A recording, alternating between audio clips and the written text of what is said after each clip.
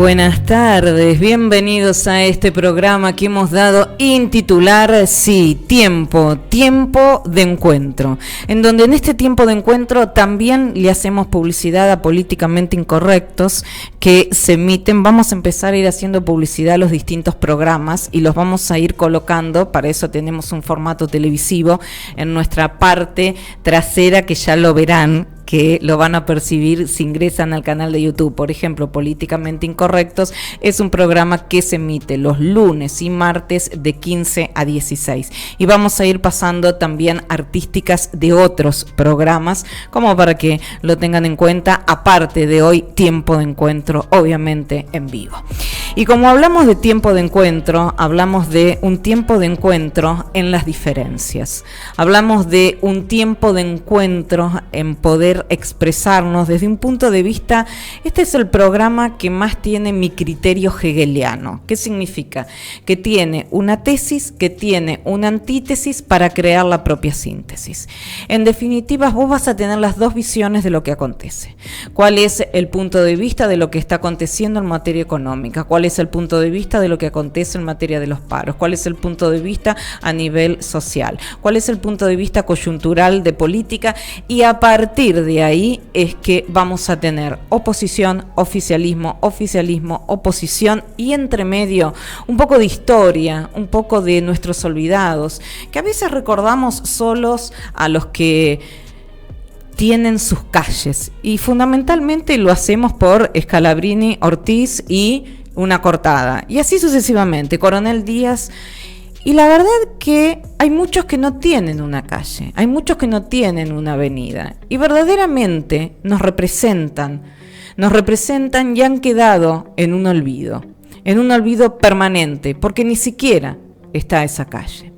Por eso es que nosotros queremos transitar dándole historia a nuestras cuadras, dándole historia a nuestras avenidas, dándole historia a nuestra esencia, dándole historia, en definitiva, a la vida misma, porque la vida es historia viva. De eso se trata. Por eso que no es aferrarse al pasado, no, es saber del pasado para poder aprender en este presente y futuro. En este presente y futuro que deseamos, a pesar de todo lo que se está viviendo, que sea mejor. Por todo esto y mucho más te digo buenas tardes, bienvenidos a Tejiendo un presente y un futuro. Sí, otro de nuestros programas, para que lo sepas. Por consiguiente, los días martes de 13 a 14 también los podés vivir. Y si hablamos de tejiendo un presente y un futuro, y hablamos de ser un poco políticamente incorrectos, te voy a decir que ahora sí es el momento de un tiempo de encuentro. Tiempo de Encuentro es tu programa para tender puentes entre la economía, la política, la sociedad, la justicia, la vida misma. Tiempo de Encuentro. Y ahora sí te digo que ¿dónde nos podés sintonizar? Los podés sintonizar allí en el dial, en la 94.9, FM 94.9. Y a partir de ahí vos te podés introducir en nuestro momento, en el momento en el cual tenés esa cobertura en Capital, en zona norte, en zona sur. Estamos con la cobertura, en definitiva, de tu presencia y de tu presencia con nosotros, para poder hacer ese nosotros con las diferencias en este tiempo de encuentro. Y si decimos FM 94.9, también te voy a decir que como estamos en el dial, estamos en plataforma, porque a lo mejor preferís ingresar a www.fmradiocristal.com.ar y nos escuchás a nivel nacional como internacional. Y si no, también tenés la posibilidad de ingresar allí y vernos en vivo, escucharnos en vivo, tener un portal de noticias propio y también redes propias. Así que dale, sumate, vení con nosotros a través de la aplicación. Y se va a venir en la aplicación la programación actualizada, porque en marzo se hace el lanzamiento de toda la programación. Si ingresas a la plataforma, te dije que te ibas a encontrar con redes. En estas redes vas a tener, por ejemplo, Instagram, que es FM Radio Cristal 94.9, FM Radio Cristal FM-Radio-Cristal 94.9. Si no, también tenés Twitter, FM-Radio Cristal, FM-Radio Cristal. Y a partir de ahí también podés ingresar a nuestro Twitter. Y si no, me decís, Ale, yo siempre tuve Facebook, a mí me gusta el Facebook, es mi aliado de toda la vida. Y podés ingresar a Radio Cristal, allí en Radio Cristal podés formar parte. Ahora, no nos podés ver en vivo o escuchar en vivo, e ingresás al Instagram y decís, uy, este programa debió haber estado bueno, uy, me interesó tal temática. A su vez en Instagram vamos a decir que lo que armamos también es una especie de portal de noticias. ¿Por qué? Porque no únicamente están subidos los programas, también están subidas las noticias del día. A veces hasta nos adelantamos a titulares de portales como Clarín, La Nación. Ayer nos pasó Infobae, en donde adelantamos la visita de Cameron, en donde adelantamos cuestiones estratégicas de Cancillería, y así sucesivamente, lo que hace Analista Internacional, porque también el que comanda el portal de noticias es Nicolás Foscaldi, y a su vez se lo transmitió inmediatamente a Luciano Moreno, que es el que comanda todo el área de redes, y luego el comando general de las actualizaciones, que ya las realizó, está en manos de Sebastián Ibarra, y así sucesivamente, y mi pulpo a la cabeza, que es Daniel Martín.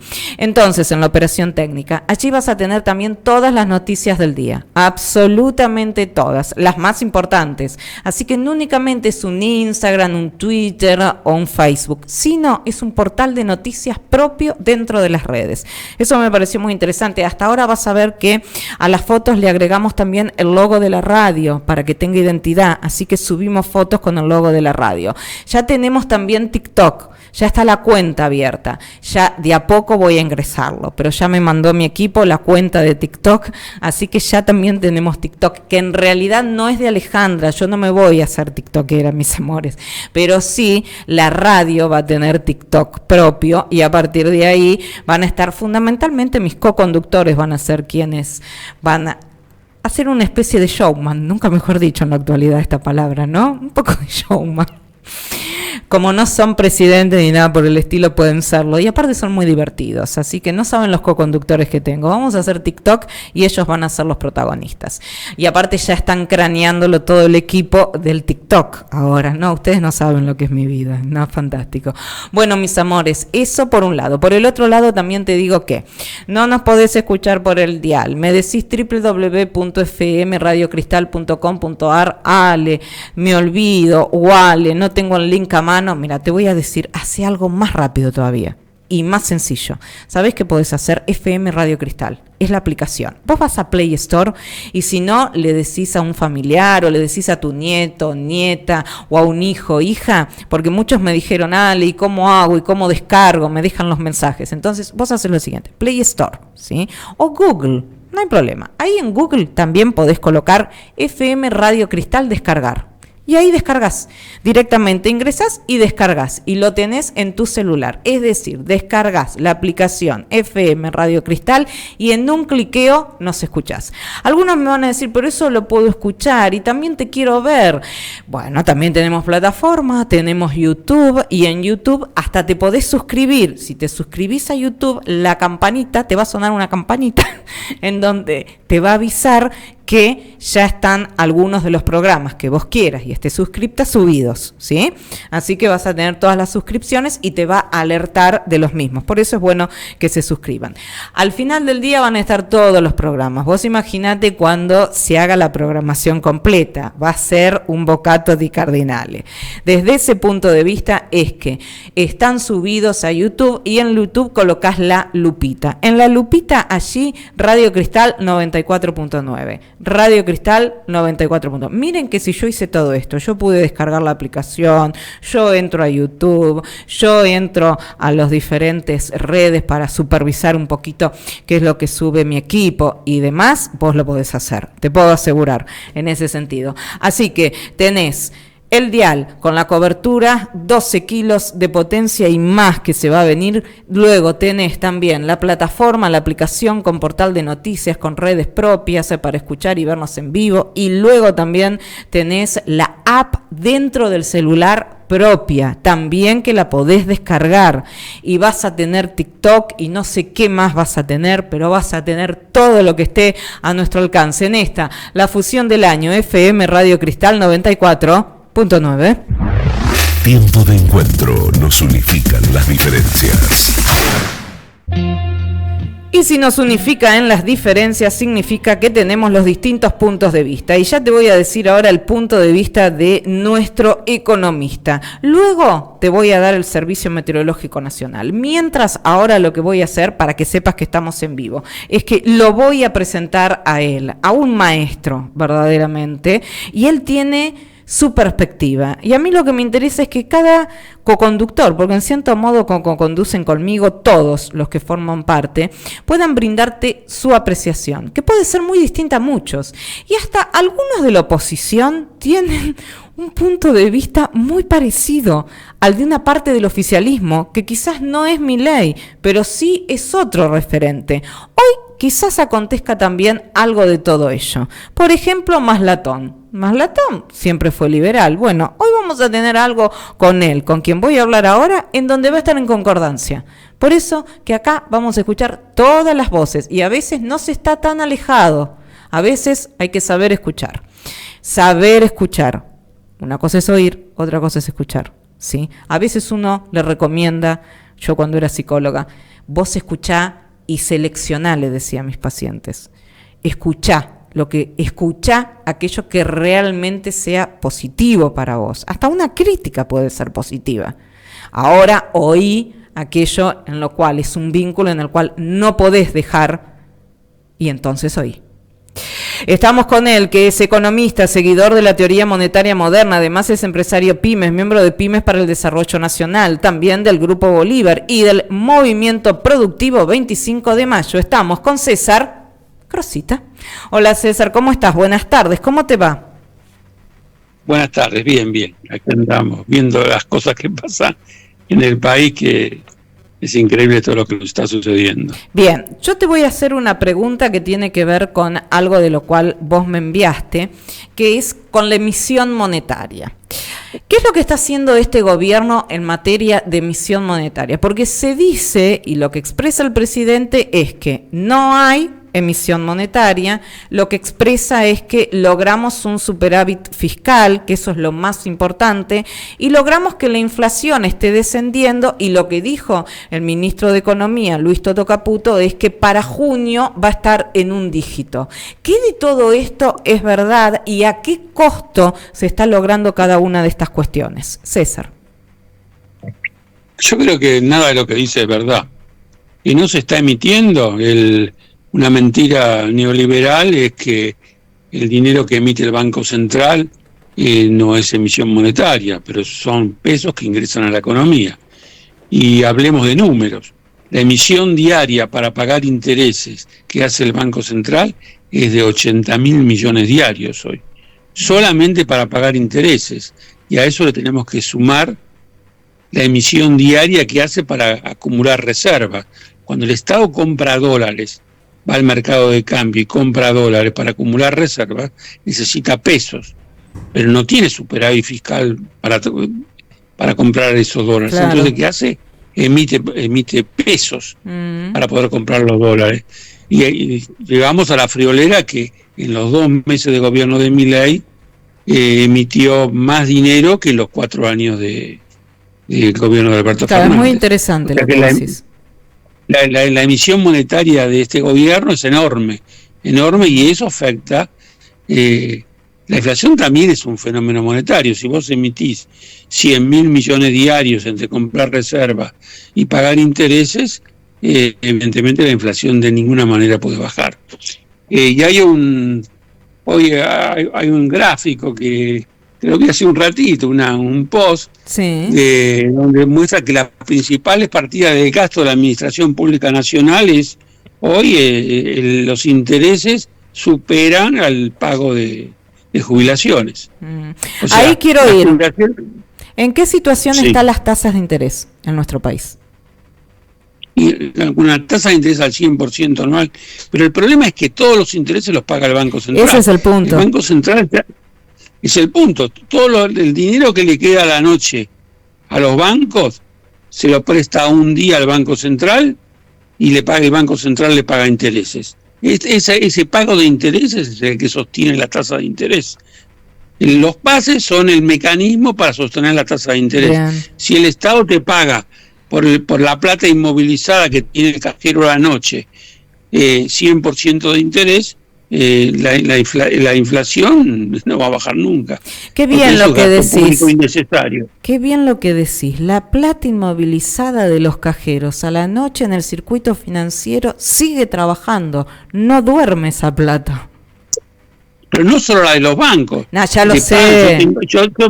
Yo tengo dinero en caja de ahorro en cuenta corriente, que la dejé a la noche, quedó depositada en el banco a mí no me paga nada, y por esa misma plata el Banco Central le paga al banco intereses. Es de locos. Digamos, tenemos un Banco Central manejado al servicio del sistema financiero, y acá Milei lo que vino a hacer es gran festival de los bancos. Hoy los banqueros brindan con champán todas las noches y lo vas a Milei. Que se mantenga en el gobierno y que siga con esta política. Total, se están enterrando todos los argentinos y los grandes ganadores son los bancos del sistema financiero. Vos sabés, César, que por medio de un coconductor que estuvo en Brasil en estos días, me pasaba los distintos portales de los medios de Brasil. Y Brasil, en el gobierno de Lula, algunos de los portales de Journal y así sucesivamente, decía, aumenta la pobreza, más dinero para los banqueros, es decir, aumenta la pobreza, negocio de banqueros. Ese era el titular exacto, aumenta la pobreza, negocio de banqueros. En un gobierno en el cual Lula da créditos, porque Lula da crédito para la vivienda, da crédito para las maquinarias, etcétera, etcétera, y lo da a un 3% mensual y a un 36% interanual. En este momento nuestro país da créditos en los cuales es imposible y esa tasa es inviable, y sin embargo en el periódico diario de Brasil decía aumenta la pobreza, negocio de banqueros. Si trasladamos eso a la Argentina, ¿qué acontecería? O sea, el sistema, yo quiero hacer un rescato lo de Lula. Si vos das un crédito para comprar maquinaria, para comprar un auto, para hacerte una casa, esa actividad productiva, esa generación de dinero, porque los bancos crean dinero cuando dan préstamos. Claro. Es creación de dinero, pero esa creación de dinero productiva no es inflacionaria, porque tiene como contrapartida la creación de riqueza. Claro.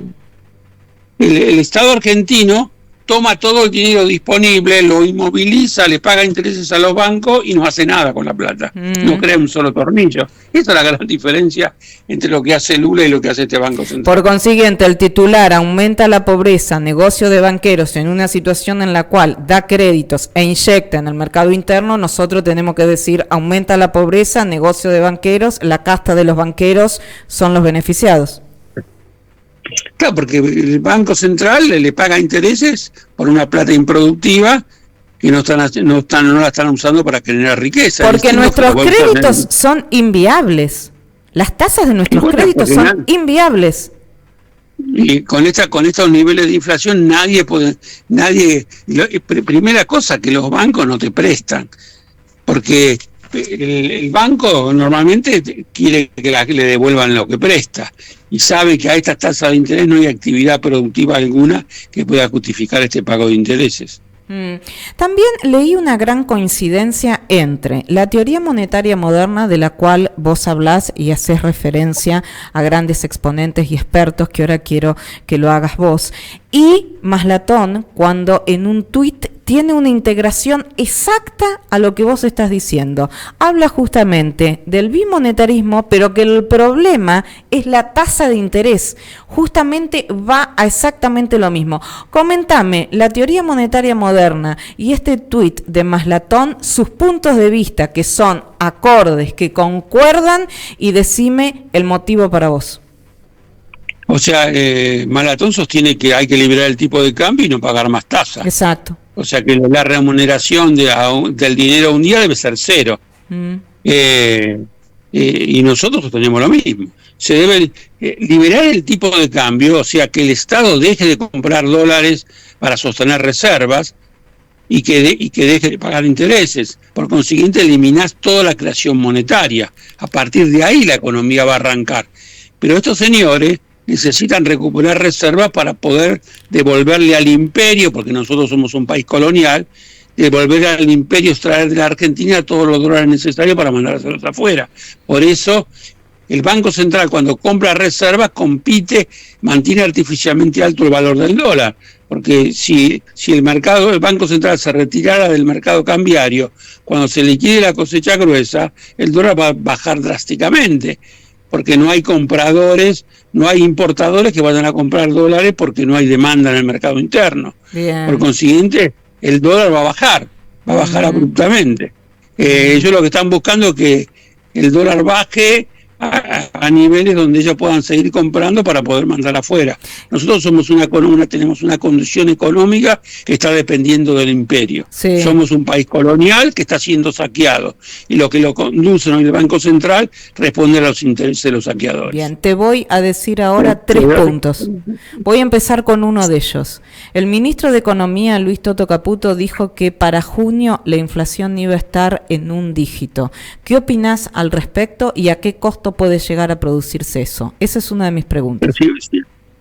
Y puede ser, porque si vos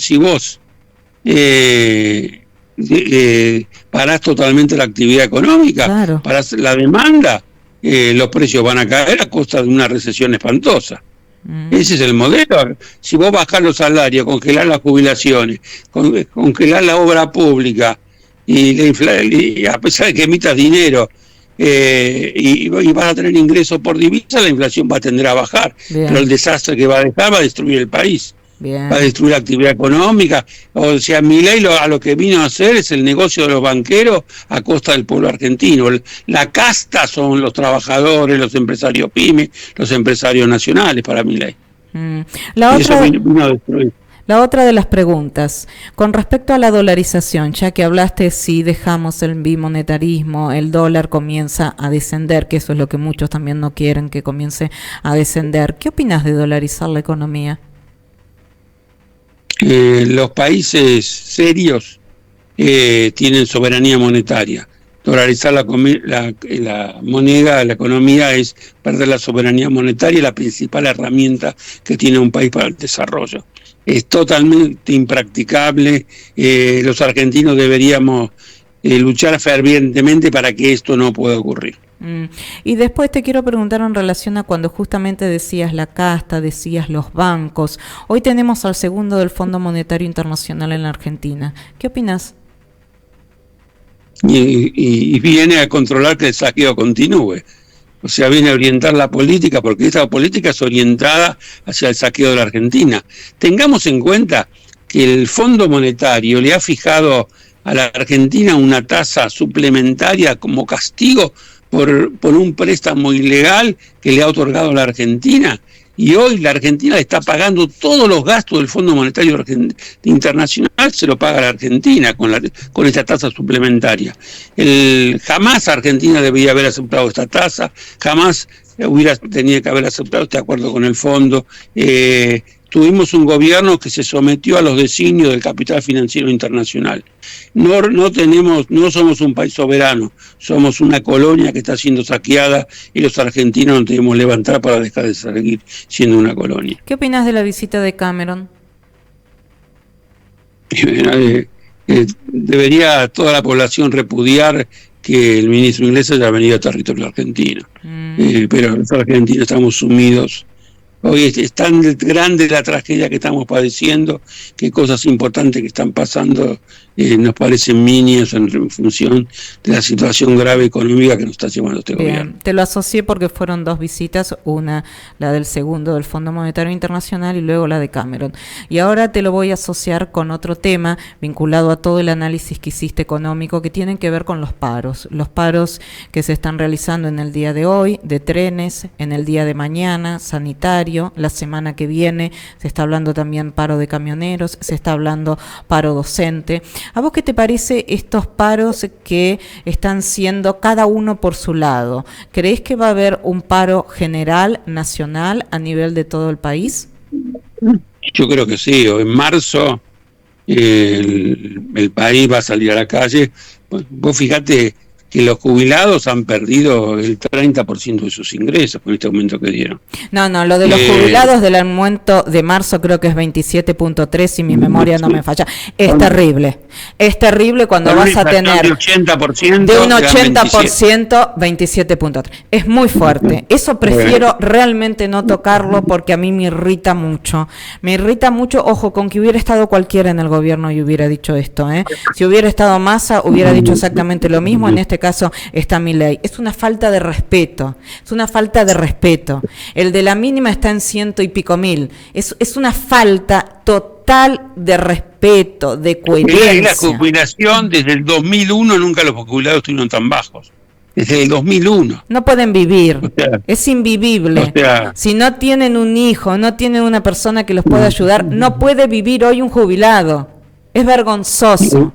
Ojo, es un arrastre, nadie lo discute, pero plantear un 27.3 ante un 80% para marzo realmente es no hablar. Es preferible desde el punto de vista de no elevar ningún tipo de epíteto negativo al respecto.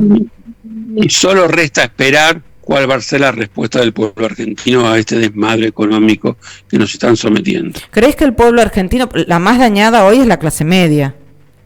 Y la clase media es la que salió a la calle siempre. ¿Crees que va a salir? Siempre salió.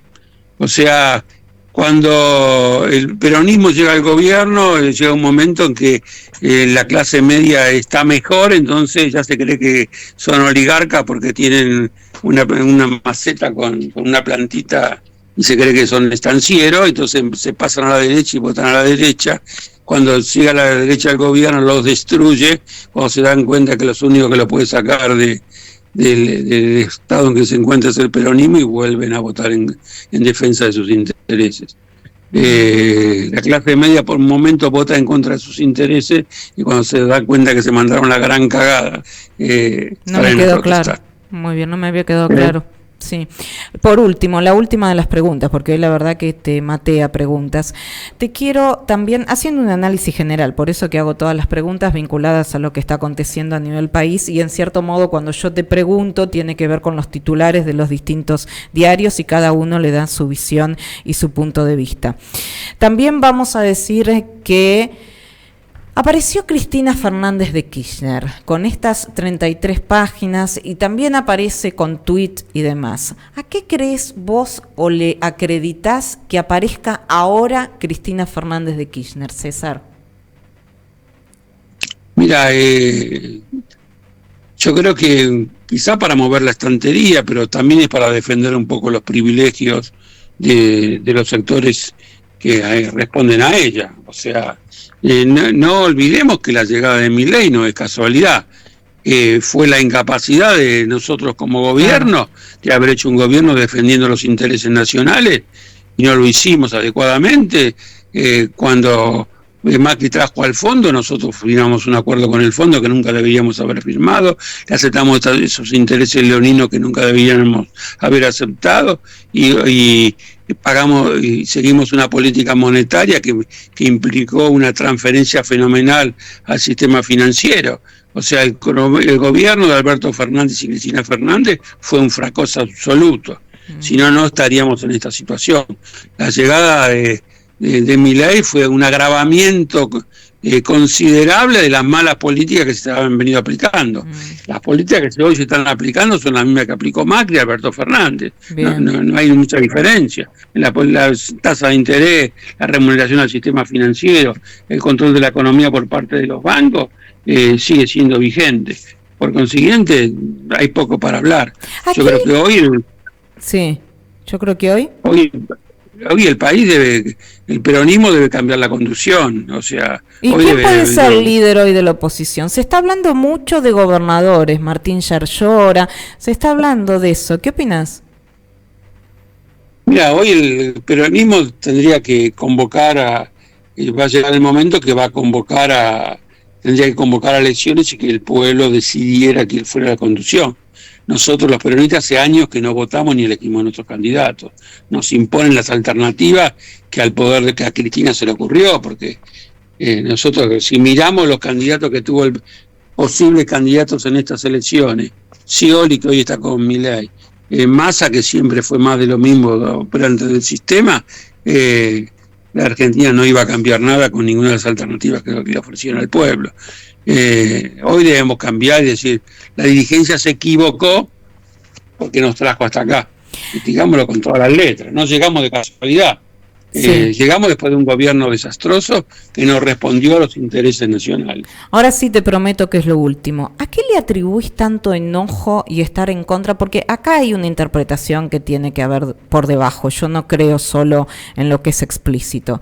¿A qué le atribuís el enojo del presidente de la Nación contra los gobernadores, contra la CGT, contra, obviamente, ni hablar el kirchnerismo y demás? Pero también el hecho de hablar de la manera que habló del Ricardo López Murphy, que te puede gustar o no te puede gustar, pero a nadie se le puede faltar el respeto. ¿Qué opinas? ¿Por qué crees que hay este enojo? ¿Algunos sabés qué análisis hicieron? Te digo, Jonathan Viale, que te puede gustar o no, pero es un periodista. Y Jonathan Viale lo que dijo es que para él está en contra de todos porque el pueblo está en contra de la CGT, en contra del kirchnerismo, en contra de los periodistas, y que esto se fue dando también a través de las encuestas. ¿Por qué crees vos que el presidente de la Nación tiene tanto enojo? Yo creo que primero que no están bien, no quiero decir algún término liviano, pero no, la Argentina no se merece tener un presidente como Milei, que tiene algunos desequilibrios emocionales que me ponen en duda su capacidad de discernir las cosas que está haciendo y las cosas que está diciendo. Bien. O sea, lamentablemente, la investidura presidencial, la figura de presidente de la República de todos los argentinos, está seriamente cuestionada con Milei. Bien. O sea, a mí el presidente de la Argentina no puede ser un tipo como Milei, ¿no? Bien. Lamentablemente los argentinos lo votaron, así llegamos a esta situación. César, ha sido un placer verdaderamente, hablamos de todo me parece. Cuídate mucho, maestro. Gracias. Chao. Él es economista, seguidor de la teoría monetaria moderna, además es empresario pymes, miembro de Pymes para el Desarrollo Nacional, del Grupo Bolívar y del Movimiento 25 de Mayo. Estuvimos con César Corsita. Tiempo de encuentro. Tiene lazos nacionales e internacionales para el bien común. Y ahora te voy a decir el Servicio Meteorológico Nacional y luego llega nuestro separador vinculado con el momento Los Olvidados. Pero antes, la temperatura en estos momentos es de 30 grados 3, yo te la debía. La sensación térmica es de 32 grados 2, la humedad es del 54%, la presión es de 1007.4 hectopascales, en viento norte a 9 kilómetros por hora y la visibilidad es de 10 kilómetros. La máxima pronosticada para hoy, 33 grados. Día jueves, mínima de 25, máxima de 33. Viernes, mínima de 23, máxima de 29. Por la mañana se esperan algunos chaparrones. Madrugada, mañana del viernes. Por la tarde, noche, nublado. Y luego el gran cambio de temperatura que se va a producir el sábado con una mínima de 19, una máxima de 25. El domingo una mínima de 17, una máxima de 25. Qué lindo. El día lunes una mínima de 20, una máxima de 25. Se esperan lluvias aisladas el día lunes. Y el martes una mínima de 22 y una máxima de 28. Lindo se está presentando, solo se esperan lluvias, excepto estos chaparrones de madrugada y primera mañana del viernes, el día lunes. Porque la entrevistó aquí. Tiempo de encuentro, el momento, los olvidados, Pepe Muñoz Aspiri. Me encanta porque ya lo escuché. Porque el entrevistado, estabas dialogando con vos, Daniel, en medio del diálogo. Y sí, no deja de dialogar nunca, es Pepe Muñoz Aspiri. Sí. Estaba dialogando con nuestro pulpo, Daniel Martínez. Mejor que no dijo nada malo, Mejor. Hay veces que hay que bendecir los momentos. Muy bien, escritor, periodista, analista internacional, antropólogo e historiador, José Luis Pepe Muñoz Aspiri. Hola Pepe, ¿cómo estás? Bien, le estaba preguntando a Daniel, dado que ayer le hiciste una entrevista a un señor que hablaba de una paradisíaca costa de Brasil, sí, diciendo lo preocupado que estaba por la situación que estaban viviendo los sectores populares en la Argentina, todo esto tomando un caiquiri debajo de un cocotero. Bueno, le pregunté si hoy no había recibido ninguna opinión referente al paro de trenes desde Monte Carlo, Punta Cana o un lugar así. No. Hoy estuvimos con César Crosita. Me dijo, no, te paso con Alejandra, basta. Claro, ahí está, basta, ya está. Se enojó. Tuvimos al límite. Muy bien, vamos con el olvidado de hoy, maestro. Antes de hablar del olvidado de hoy, vamos a hablar del escenario donde él se destacó, para después pasar, no lo olvido, el olvido en general porque la gente no lo recuerda mucho, pero sí a la inmortalidad. Es uno de los personajes que yo más quiero. Bueno, pero ¿qué sucede? Este hombre se destacó. Ayer fue el aniversario de la batalla de Ituzaingó. Sí. Que algunos sectores populares le dicen Ituzaingó, y me acuerdo que Magdalena Ruiz Guiñazú, no sé si lo hacía con sorna o lo hacía para congraciarse con sectores populares que sí le escuchaban, eso me consta, también le decía Ituzaingó. No, es Ituzaingó, porque Ramón Ayala, un misionero cantor, guitarrista y lingüista, dijo que la palabra significa bruma que flota sobre el agua en los ríos y en los arroyos. ¡Ay, qué lindo! Claro, y la historia viene en nuestra ayuda, porque no habla ni de salto ni de cascada, y en eso coincide un poco más con lo de un arroyito, que es muy probable que en la mañana, como todos los ríos y arroyos, tenga bruma encima. Entonces hay una ciudad, Ituzaingó, que ostenta su nombre en virtud de la ley del 24 de febrero de 1864, promulgada por el gobernador Manuel Ignacio Lagraña. Con ello el gobierno de la provincia quiso conmemorar la batalla de Ituzaingó, que ¿por qué es importante? Porque en ella triunfó el ejército argentino comandado por el general Carlos María de Alvear en la guerra contra el Imperio de Brasil. Y fueron protagonistas heroicos nombres de calles que después terminaron matándose todos entre sí. Ahora te voy a decir quiénes, en nuestras guerras civiles, lamentablemente. Y con el mismo propósito se le dio el nombre de Alvear a la ciudad costera del río Uruguay. La marcha de Ituzaingó, que es la marcha oficial de la Presidencia de la República, es precisamente un botín de guerra de aquella batalla, porque cuando se empiezan a agarrar los despojos del enemigo, se encuentran entre ellos la partitura de una marcha que ya habían compuesto los brasileños para conmemorar lo que ellos consideraban que iba a ser su victoria. Increíble esto, ¿no? De película. Sí. Y un distinguido guaranista, ¿no? Mi amigo Juan de Bianchetti me dijo, y así lo tiene escrito, que el nombre significa basura colgante, porque desde el río se ven las barrancas cubiertas de plantas trepadoras, de hojas secas y algunas suciedades, y se transforma la palabra ití, basura, en ituza, el toboano. Son estas cuestiones que les gusta a los lingüistas debatir para consumir botellas de sus bebidas favoritas. Sí. Lo digo porque yo participo de esas cosas, ¿no? Bueno, lo interesante es lo siguiente, que la batalla de Caaguazú tomó el nombre del arroyo vecino del escenario, y así también ocurrió con Ituzaingó. El vocablo zaingo significa pender, colgar, balancearse. El movimiento pendular es zaingo, con lo cual deseo decir que cuelgo a sacar mi ropa, digo amonzango checao. Buah, esto lo estábamos discutiendo el otro día en una mesa de historiadores, ¿no? Fue el 20 de febrero de 1827 en que se verificó el choque definitivo y sangriento entre las fuerzas argentinas, al mando del general Carlos María de Alvear, y el ejército imperial comandado por el marqués de Barbacena en Ituzaingó. Bien.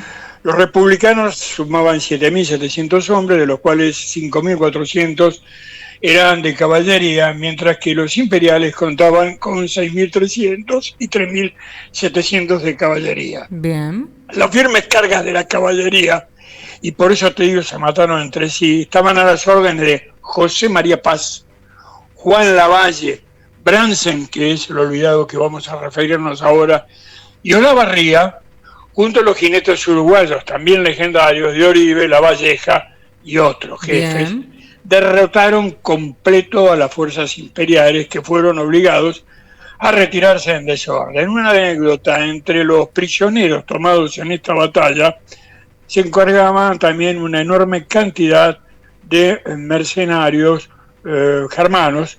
Es decir, cuando en Alemania es el único lugar donde se deroga la servidumbre, pero después se vuelve a restablecer.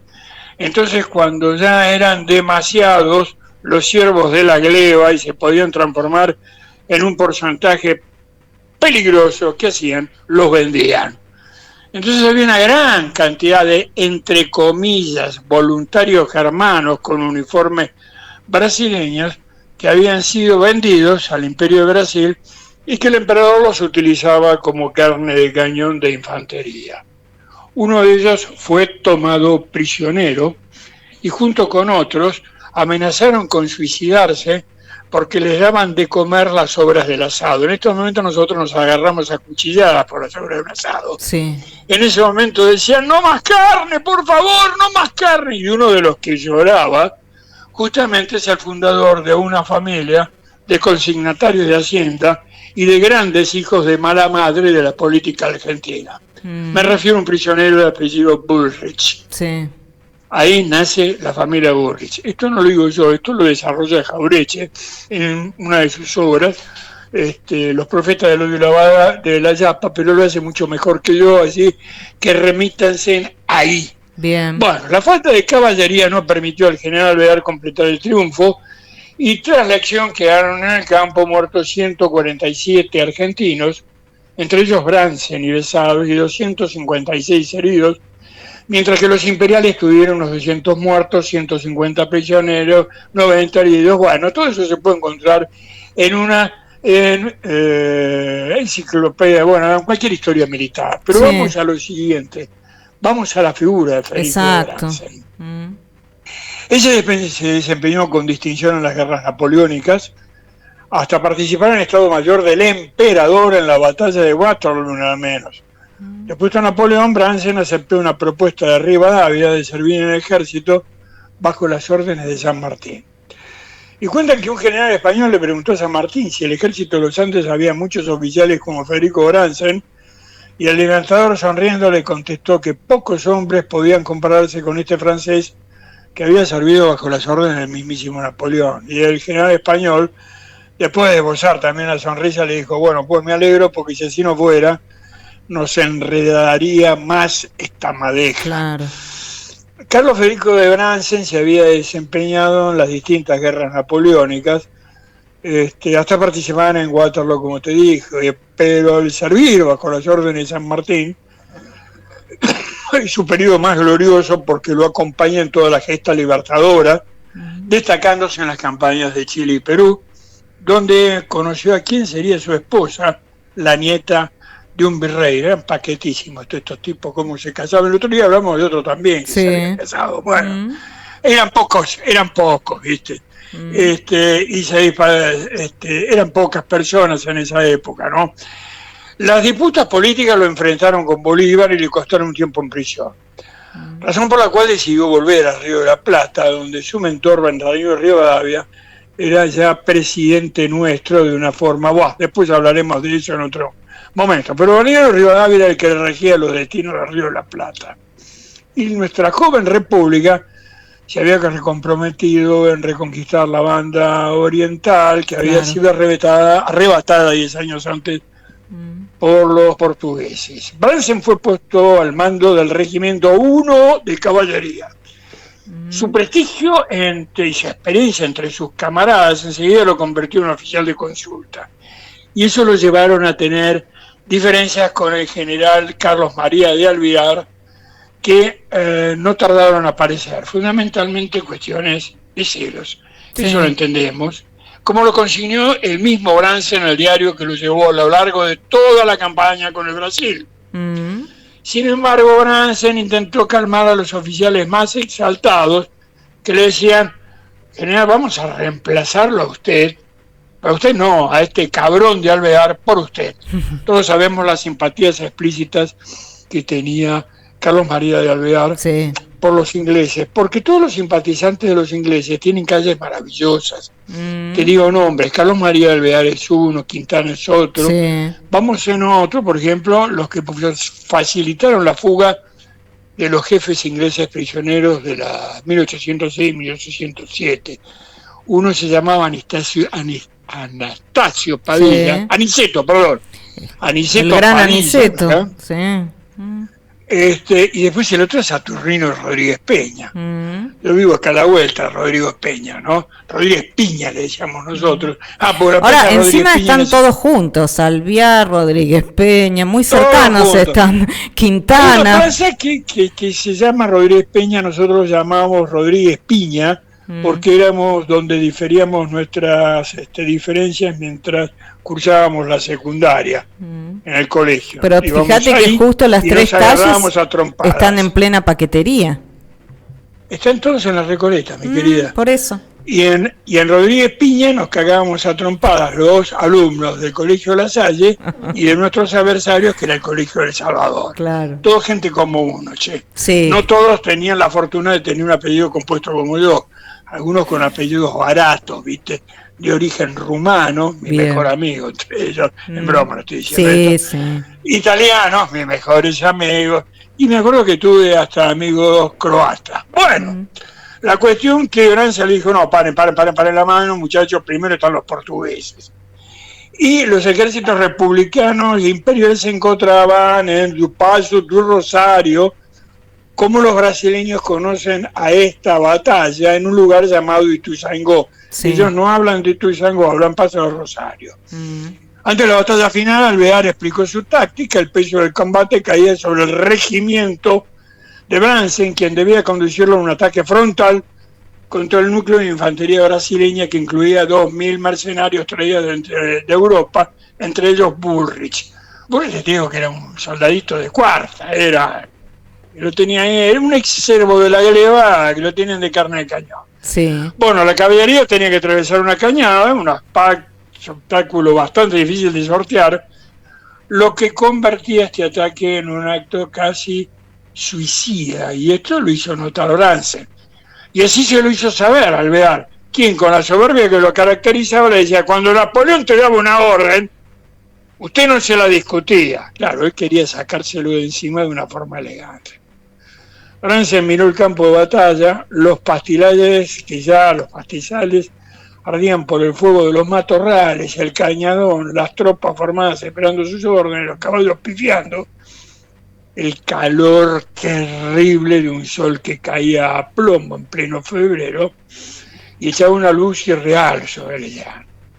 Ese era su día para morir después de 20 años de lucha que lo habían llevado de las colinas alemanas a la cumbre de los Andes, pasando por la ciudad de los Virreyes desde su París natal. Bien. Bransen inclinó la cabeza, se dirigió a su regimiento luciendo el uniforme del ejército francés tachonado de medallas, formado a la tropa, ordenó avanzar y fue entonces que se percató que Alvear seguía sus pasos. Bransen frenó su caballo y lo encaró y le dijo, general, me ofende. Alvear dudaba que fuera a cumplir sus órdenes, pero allí estaba el coronel al frente de sus hombres, por eso lo seguía de atrás. Qué bien. El trompa llamó a degüello y Bransen cargó al frente de su regimiento. Tal como había dicho, su cuerpo cayó en el Sanjún junto a los soldados que lo siguieron en esta carga suicida. Bien. Lavalle, Paz y Soler tomaron la iniciativa y cargaron contra los imperiales, mientras Iriarte, otra calle también, hostigaba al enemigo con la artillería. Iriarte fue gran artillero.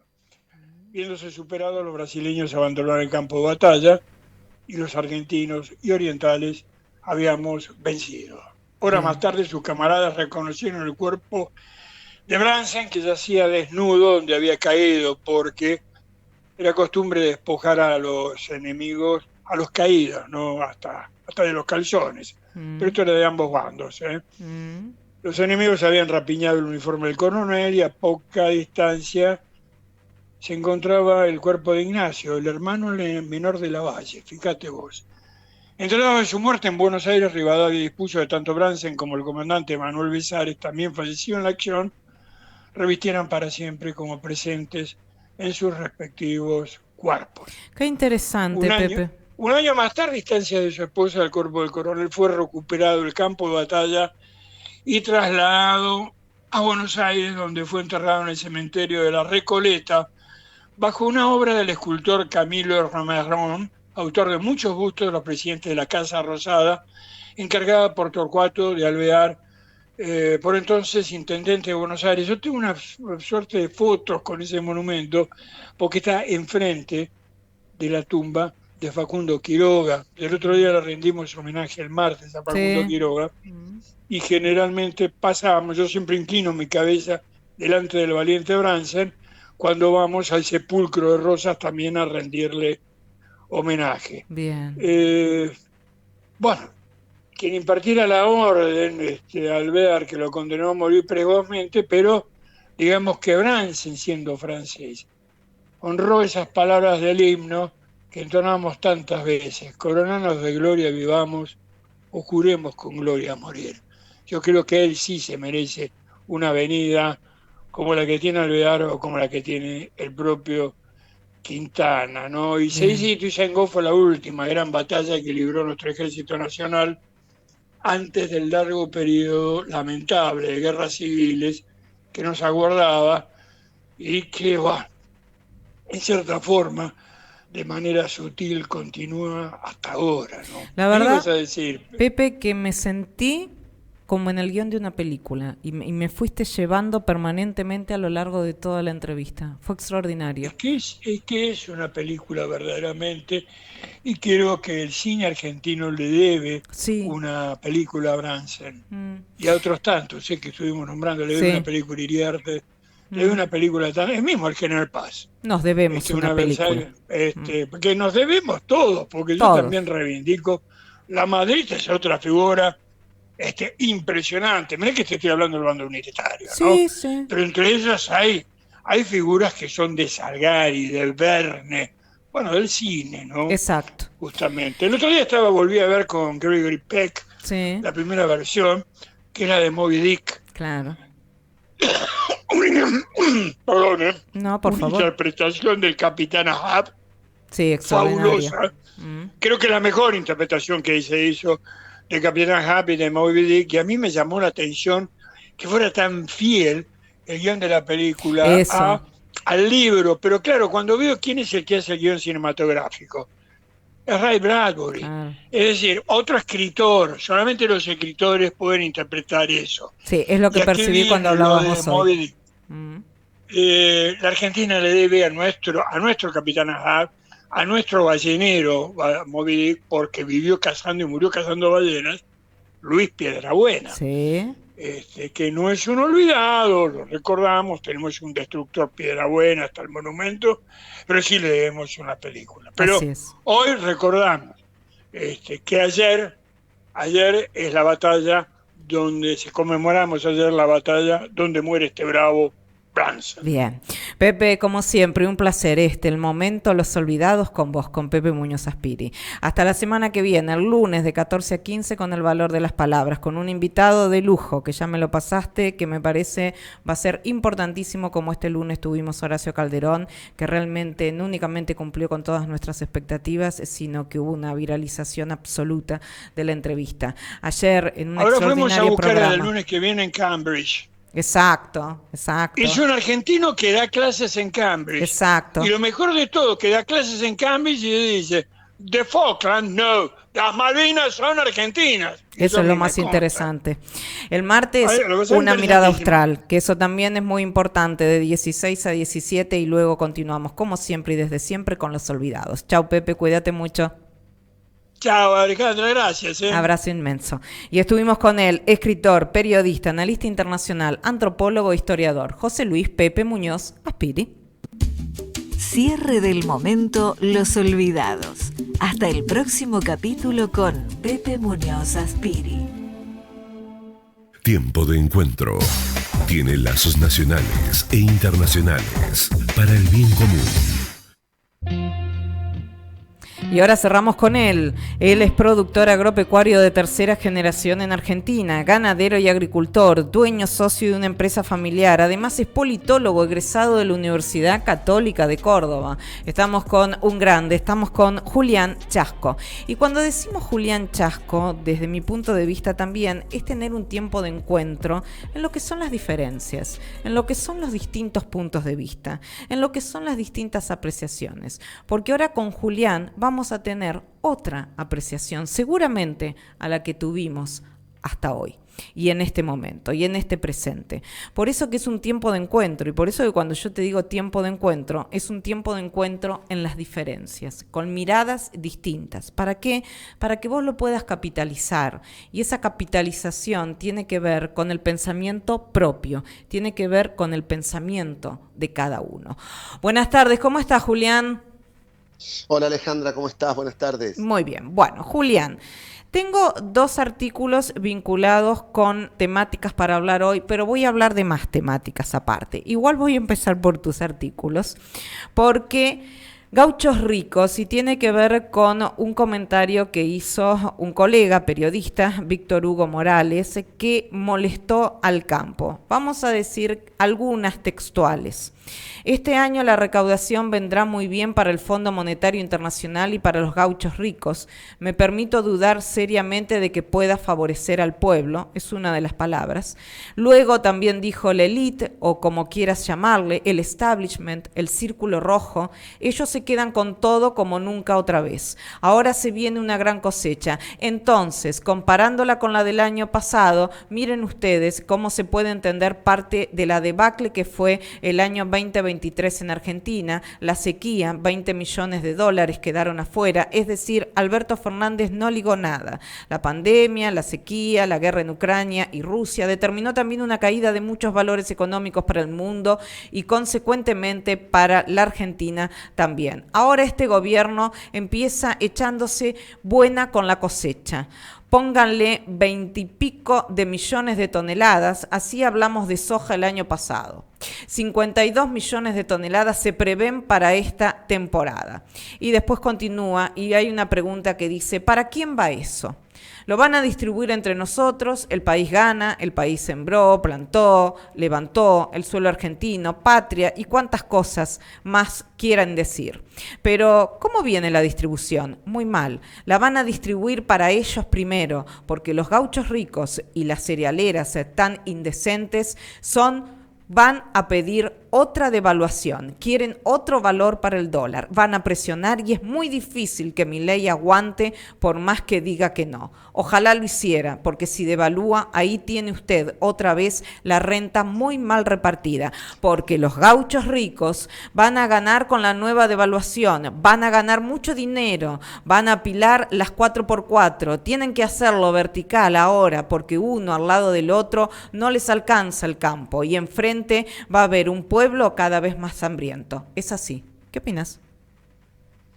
No, me llama la atención porque tiene que ver con también el otro artículo que te mandé, que tiene que ver con la ignorancia, me parece, de lo que... Sí, este otro artículo lo voy a decir, ¿no? Es agro y educación, una asignatura pendiente, claro. y es un artículo que era de ámbito financiero de hace muchos años atrás. Bueno, justamente, por eso te lo mandé, porque es del 2010. Sí, no, del 2007. Del 2007, perdón, del 2007. No, ¿a qué me refiero con del locutor o del periodista Joaquín Morales, Víctor Hugo Morales. Víctor Hugo Morales, porque creo que no es... No lo compares con Joaquín Morales Solá, porque Joaquín Morales Solá... son distintos, sí. Pero digo, me parece que no se trata de su ignorancia, él no es ignorante, él es profundamente conocedor probablemente de la realidad, pero bueno, obviamente tiene una discursiva que va porque hay que justificar eso. Dice una serie de inexactitudes que si realmente eso es por desconocimiento, es muy preocupante que una persona grande, con el prestigio que este hombre ha tenido durante muchos años, diga semejantes barbaridades, porque la verdad que son barbaridades. ¿Y a qué me refiero con esto? A que en pos de la ignorancia y en virtud de que en general el pueblo argentino no sabe de dónde viene la cosa, se compran estos discursos ideológicos, que este es uno, hay un montón, y hay del otro lado también, y hay demás. Pero lo grave y lo preocupante es que no sepamos de dónde viene nuestra riqueza, de dónde viene nuestra posibilidad de ser un país normal o un país razonable en términos de cómo son los otros países del mundo. Y cuando te digo inexactitudes me refiero a cosas como icónicas, porque la plata es para el Fondo Monetario, la plata es para los ricos son indecentes, los indecentes o los productores son indecentes, la plata la van a usar para comprar 4x4 Sí. y tenemos que eso debiera ser de todos y no de el que lo siembra. Entonces, esa serie de inexactitudes, porque son todas inexactitudes esas, primero porque el capital con el que se siembra es un capital privado.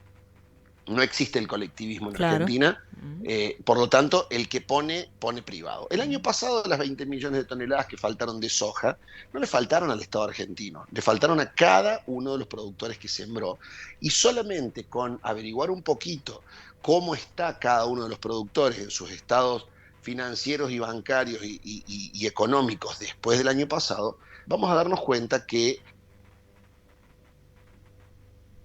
de Alberto Fernández, es un problema de todos los argentinos que apostamos con riesgo, que no todos los argentinos apostamos con riesgo, en esa situación del año pasado. Ahora, el año pasado teníamos que perder y este año no podemos ganar. Esa es una visión bastante paradojal de la vida, porque Claro. es como si dijéramos que cuando Arbitraria. este hombre... Claro, es decir, che, la tuya es mía y la mía no. Es decir, o la mía es mía y la tuya media, digamos, no es así la cuestión. Pero bueno, esa es Aparte la pregunta es, icónica. ¿por qué no le puede ir bien al campo? Porque además es real que si le va bien al campo, ¿Le va bien al a país? todos. Y eso, ¿sabés cómo se rebate? Tan simple como decirte que si nosotros hacemos un análisis bruto de la renta, del análisis bruto, no digo del análisis de la renta Sí, neta, sí. de la renta bruta, el 70% se lo lleva el Estado. Y este señor, muy suelto de cuerpo, dice que nosotros, los productores o los que invertimos en el sector rural, nos quedamos con la riqueza. ¿De quién? El Estado se lleva en bruto el 70 y pico % de lo que nosotros producimos. Cuando afinamos el lápiz y hacemos la renta neta, nos queda no más del 1% sobre el capital que tenemos. Entonces yo te pregunto, ¿equivale una 4x4 para mí, que tengo un capital inmovilizado, por supuesto, y a cuánto equivale el auto que vos tenés en la puerta de tu casa de acuerdo a tu capital invertido? Sí. Cuando digo tu capital me refiero al de cualquier argentino, al capital de cualquier argentino de a pie. Cuando vos sacás esa mínima cuenta y decís, ¿para qué usás vos el auto que tenés parado en la puerta? ¿Para qué lo uso yo? Vas a empezar a decir que esto es una falacia, como dice Milei, porque en realidad la mayoría de las famosas 4x4 que están en el campo son para trabajar. Y si no fueran para trabajar, ¿cuál sería el problema? ¿Cuál sería el problema si no fueran para trabajar y las usáramos para pasear?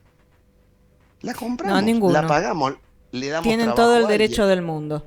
Hay una industria automotriz que funciona, porque si no fuera por ese que compra la 4x4 o el teléfono celular o hace una casa, no existiría la economía. Y por lo tanto, ese sector al que dice el periodista que perjudicamos con producir, porque fíjate que es tan perverso el razonamiento que me echas la culpa de producir bien. Porque ¿Vos te considerás un gaucho rico? No, yo me considero ni gaucho ni rico. Bien. Me parece que hay una sobreactuación del gaucho últimamente, que también es parte de es nuestra más una denostación ahí. Sí, y yo creo que también hay mucho gaucho trucho, mucho gaucho que se pone una Es boina, verdad. que eso es ser gaucho o ser del campo, y no pasa por ahí la cosa, pasa por otra cuestión. Entonces digo, ni gaucho ni rico, solamente uno más, un argentino más que produce como puede, que se defiende como puede, como lo hace el taxista o como lo hace el almacenero o como lo hace el tipo que se le ocurre una idea brillante y está en lo más alto de la high-tech en el mundo. Punto. Cada uno hace lo que puede y se defiende como puede. Y con Acá respecto a la otra noticia, ¿cómo ves la agroeducación? Yo lo veo muy lejano todo. Yo creo que cada vez el argentino promedio sabe menos de de la propia Argentina, Sí, de es dónde verdad. salen las cosas. Yo siempre me acuerdo que cuando yo era chico había como una broma en los canales de televisión, le preguntaban a la gente, sobre todo en las ciudades grandes, cuántos huevos ponía una gallina, cuántos terneros Sí, tenía una vaca, cosas por el estilo. Y en general la gente decía barbaridades, pero no por ignorancia, digamos, por ignorancia adrede, sino porque uno ignora. Es decir, cuando uno ignora, bueno, dice cualquier cosa. Y me parece que sigue para igual o para peor, porque en realidad nosotros no, como conjunto de sociedad, no tenemos noción de dónde sale nuestra riqueza, dónde reside nuestra riqueza y cómo tenemos que valorar nuestra riqueza. En todo sentido, nosotros somos pasionales para el fútbol, somos pasionales para los deportes, pero no somos pasionales para defender nuestras sí. producciones. Ahora, Entonces, Julián, en relación a lo que estás diciendo justamente, vos fíjate que esto de decir el interior como si hubiera un exterior, en Capital no tenemos idea de nada. Ahora, y en el AMBA en muchos casos. Ahora, en el interior tienes un canal que es Canal Rural.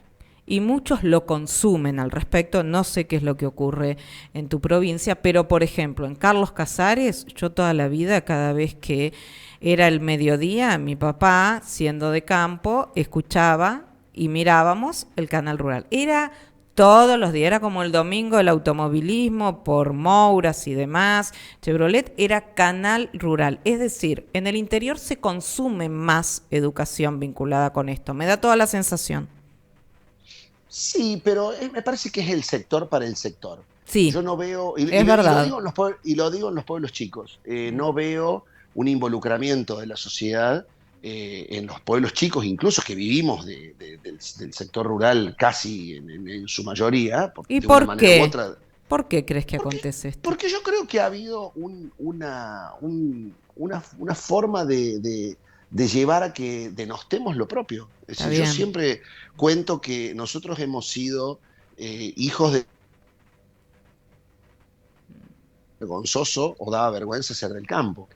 Porque el campo era una actividad marginal, porque el campo era una actividad de los gringos chacareros que no tenían cultura, que no tenían educación, que no tenían dinero. Éramos una clase, viste que siempre, normalmente, este costumbrista que era Luis Landricina, que es, por supuesto, que sigue Sí, viviendo, pero digo que siempre él hacía que estaban los de este sí, lado de la vía y los del otro lado de la vía en el sí. interior, que era muy práctico para explicarlo, porque era de este lado de la vía, estaban los europeos y la gente que tenía el capital, y del otro lado de la vía, Mm. jornaleros, Sí, la sí. gente que trabajaba con los brazos, digamos, las quintas donde se guardaban los animales de trabajo, etcétera. Eso, bueno, con el tiempo evolucionó. Ahora yo te digo, como hijo del campo, como productor e hijo de productor de vivir en el campo, nosotros éramos la tercera pata de eso, que era Sí, los del campo. Y los del campo no entrábamos ni en una ni en la otra es categoría, verdad. pero teníamos una marginalidad con respecto a los de este lado de la Sí, vía, y tampoco pertenecíamos al otro sector. Entonces digo, ha habido siempre para mí como una especie de coincido. vergüenza de lo que hemos hecho en el campo, en el país, salvando la época de la riqueza que quedó en la retina de mucha gente como este hombre Víctor Hugo E Morales, de la hicieron que oligarquía. quede. E Sí, hicieron de la que famosa quede. oligarquía. A ver, cuando vos vas a Buenos Aires, recorres esos palacios y demás, fantástico. ¿Sabes cuántas familias de esas quedan con campos y con esos palacios? Casi Muy ninguna. poca. La mayoría desaparecieron, hoy en día Sí. cambió. Lo que no cambió fue la cabeza de esta gente, que tiene un gran resentimiento. Mm. No sé si el resentimiento es porque ellos no pudieron hacerlo, porque no son lo suficientemente exitosos o porque tienen miedo que haya gente a la que le vaya bien. Bien. Entonces, digo, hoy la cosa pasa por otro lado. Hoy es mucho más rico que un productor agropecuario, un chico que se le ocurrió una tecnología nueva e inventó un chip, o inventó un teléfono, o inventó un Sí, satélite. sí, sí. Y no necesitó un bruto capital para hacerlo, sino que fue muy inteligente. Por tanto, me parece que esas categorías son antiguas, me parece que habla de la antigüedad de la gente que las dice, y lamentablemente que las replica para que próximas generaciones sigan pensando de la misma manera y generen ese resentimiento de unos contra Bien. otros. Es con todos, es con todos. Todos Mm. tenemos que estar, y tiene que estar el productor para que esté el que trabaja con el productor, y tiene que estar la cosecha para que viaje el camión, y también tiene que estar la cosecha para que esté el almacenero que vende las cosas en el pueblo. Es decir, creer que esto es para unos o para otros es lo peor que nos puede pasar en Argentina y es el daño más grande que se le ha hecho culturalmente en Argentina para mi gusto. Bien, ahora quiero entrar en respuestas cortas y en un ida y vuelta con vos. ¿Por qué crees, Julián, me gustaría preguntarte, que el presidente de la Nación está tan enojado un poco con todos?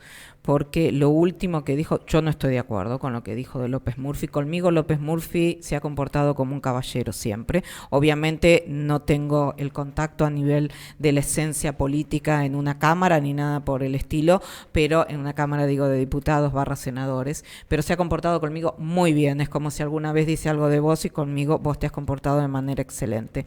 ¿Por qué crees que hay tanto enojo en el presidente? Yo la verdad que creo que es un recurso más discursivo que real.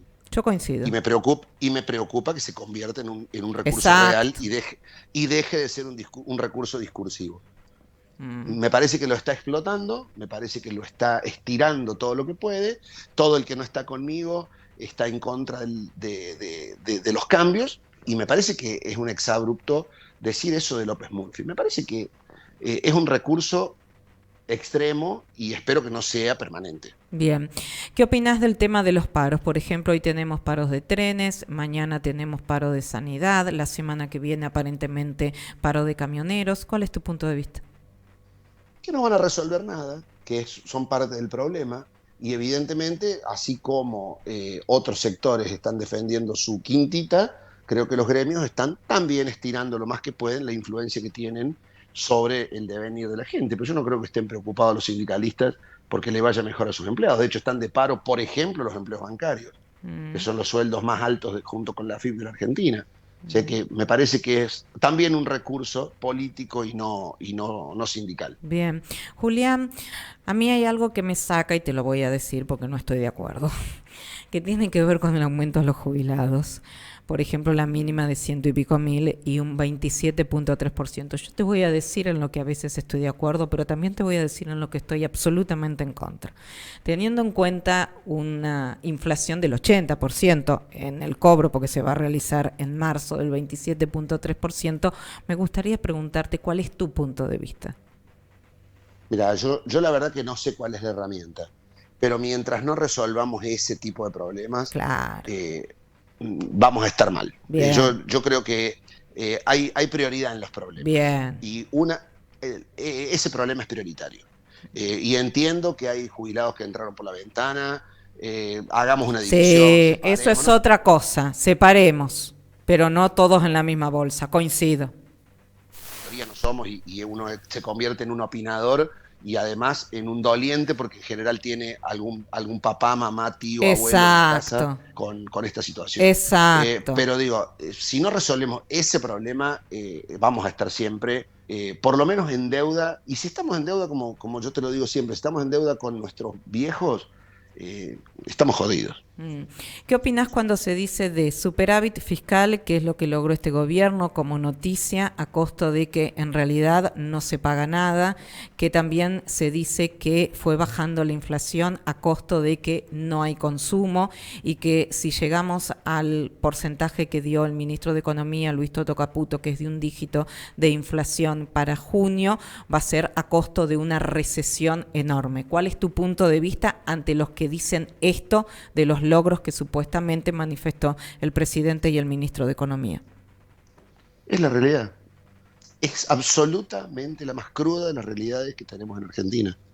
Esto iba a pasar de una manera u otra. Rápido posible, porque es así y la vamos a pagar todos. No hay uno que no la pague. Lo único bueno que tiene, o las únicas cosas que tiene bueno esto, que por lo menos hay gestos de algunos funcionarios, de la mayoría creo de ellos, y por supuesto del propio presidente, que en eso sí creo que ha hecho un gesto interesante, en por lo menos participar en el ajuste y hacer gala de sacrificio, y que pase lo más pronto posible y que sea lo más justo que pueda. Y cuando salgamos de este pozo, tener los mismos escollos de toda la vida, que se hayan corregido, ya que hacemos el esfuerzo, porque estamos haciendo un esfuerzo tremendo, todos, absolutamente todos, que cuando salgamos se hayan corregido las cosas que nos vuelven a llevar siempre al mismo lugar. Si eso se da, creo que bien valió el esfuerzo. Ahora también, si no yo voy a decir algo, eso, Julián. También hay algo que hay que tener en cuenta y lo voy a decir con todo respeto al presidente de la Nación. La paciencia tiene un límite también, ¿eh? Pero por supuesto te digo que sea lo más rápido posible que podamos salir de este pozo, porque a todos se nos agota la paciencia. Claro. A todos se nos agota la paciencia y hay que tener un plan de salida. Por eso me parece que está bueno que empiecen a entender que hay algunos atajos que hay que tomar, más allá de que está claro que lo que decíamos recién que no alcanza, pero hay que empezar a pensar en los jubilados, hay que empezar a pensar en los chicos que no tienen la posibilidad de estudiar, hay que empezar a pensar en cosas concretas. Ahora, ya que iba a pasar esto, porque todos sabíamos que iba a pasar, ganar a Massa, ganar a Bullrich o ganar a Milei, de una manera u otra esto iba a ocurrir. Bueno, ya que está pasando, ya que tenemos esta guerra, porque es una verdadera guerra la que estamos los argentinos, bueno, que por lo menos cuando salgamos de acá se hayan corregido los errores de toda la vida en la Argentina. Si no, fue una vez más un sacrificio en vano. Sí, lo mismo dijo Patricia Bullrich vinculado con la gente eligió el shock, no el gradualismo, si no lo hubiera votado a Patricia, ¿no? La gente eligió el shock, la lenta agonía hubiera sido quizás con Sergio Massa al respecto, pero lo que se votó el shock. Es una realidad. La motosierra se votó, esto es así. Yo creo que se votó la motosierra y también se votó pensando que iba a ser la motosierra para el otro. Porque nosotros tenemos esa tendencia, me parece, a creer que siempre al ajuste lo va a hacer el otro. Igual convengamos que falta muchísimo ajustar a la casta, también falta mucho ajustar a la casta, Pero por supuesto, pero mira, yo tengo algunos amigos que son funcionarios de rebote, no porque hayan sido... Me encanta funcionarios de rebote. De rebote, pero ni siquiera han sido de la Libertad Avanza, ni del PRO, ni de Juntos por el Cambio. Esos funcionarios que han sido de rebote son funcionarios. ¿Y sabés qué me dicen? Mira, ayer estuve hablando con uno. Me dice, hace del 10 de diciembre, 12 que estoy nombrado de palabra, no estoy nombrado, no estoy cobrando, uso mi teléfono, tengo que venir en mi auto y me alquilo un departamento porque soy del interior, o sea que estoy haciendo casi un sacrificio más grande que si estuviera en mi casa. Porque dejé lo mío y estoy haciendo esto. Y eso te lo multiplico por la mayoría de los funcionarios que están nombrados en el gobierno.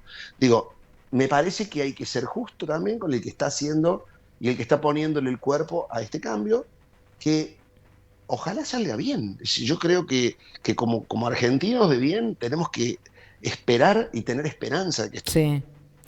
Bien, mi querido Julián, como siempre ha sido un placer. De que no nos gusta la que nos toca. Sí. Igualmente el mío. Chao, maestro, gracias. Cuídate. Un beso grande, nos vemos. Chau, estuvimos con él, productor agropecuario de tercera generación en Argentina, ganadero y agricultor, dueño, socio de una empresa familiar, además es politólogo egresado de la Universidad Católica de Córdoba. Estuvimos con Julián Chasco. Y nos despedimos, mis amores. Sí, les prometí un tiempo de encuentro en las diferencias, tesis, antítesis, para que vos saques tu propia síntesis. Será hasta próximo miércoles con este tiempo de encuentro. Yo he sido Alejandra Piaggi. Chau, gracias, los amo. Continúen ahora con un poquito de música que después regresamos con Soluciones Portuarias y Aduaneras. Presentan.